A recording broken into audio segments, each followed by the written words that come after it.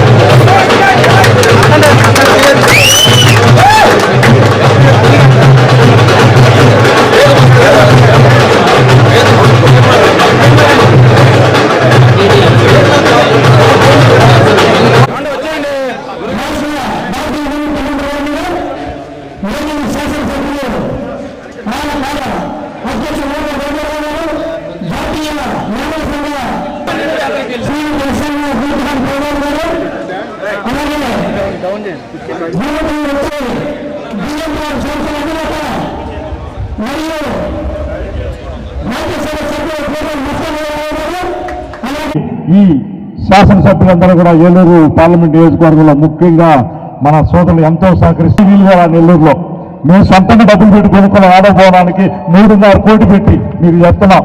నేను 50 లక్షల రూపాయలు.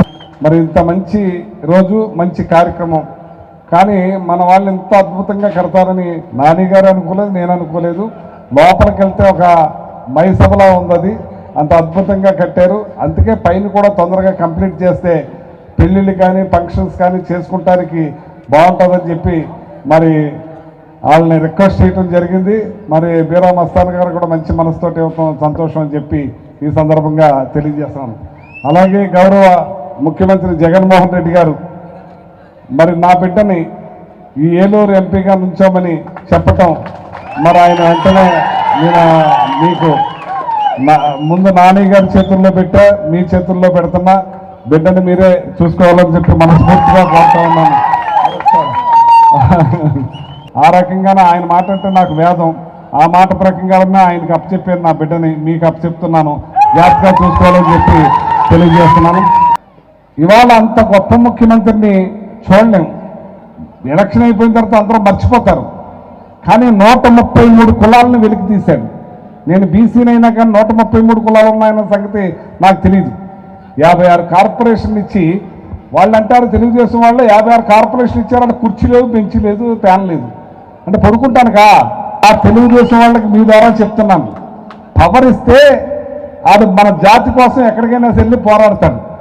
ఆయా జాతులకి అలాంటి పదవి ఇచ్చి పంపించిన ఘనత జగన్మోహన్ రెడ్డి గారికి దక్కుద్దని చెప్పి సందర్భంగా తెలియజేస్తుంది. ఇవాళ నాకే ఆశ్చర్యం వేస్తుంది, జగన్మోహన్ రెడ్డి గారు బీసీ కులాలను వెలికి తీశారు.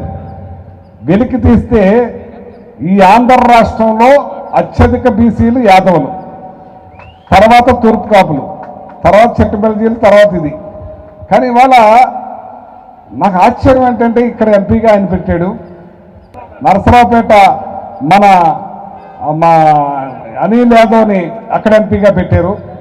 మళ్ళీ ఎమ్మెల్యేగా నాకు తణుకిచ్చారు, మళ్ళీ ఎమ్మెల్యేగా వైజాగ్ ఇచ్చారు, మళ్ళీ ఎమ్మెల్యేగా మైలవరం ఇచ్చారు, మళ్ళీ ఎమ్మెల్యేగా కందుకూరు ఇచ్చారు.